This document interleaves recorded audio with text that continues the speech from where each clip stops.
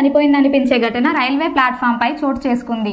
Food విక్రేతగా ఉన్న ఓ పేద యువకుడి వద్ద ఫుడ్ కొనుగోలు చేసిన ఓ ప్రయాణికుడు డబ్బు ఇవ్వకుండా శాడిజం చూపించాడు. బాధితుడు తన డబ్బు కోసం రైలు వెంబడి పరుగులు తీశాడు.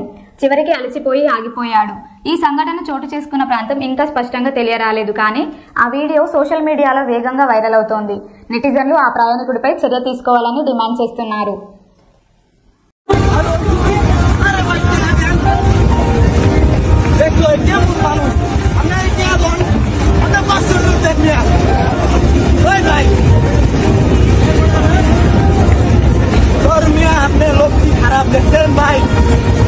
अरे दे दो ना भाई।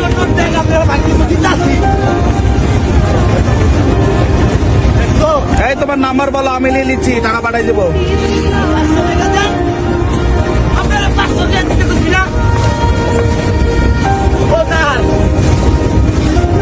নাম্বারটা কইলা না? আল্লাহ আপনার বিচার করবো।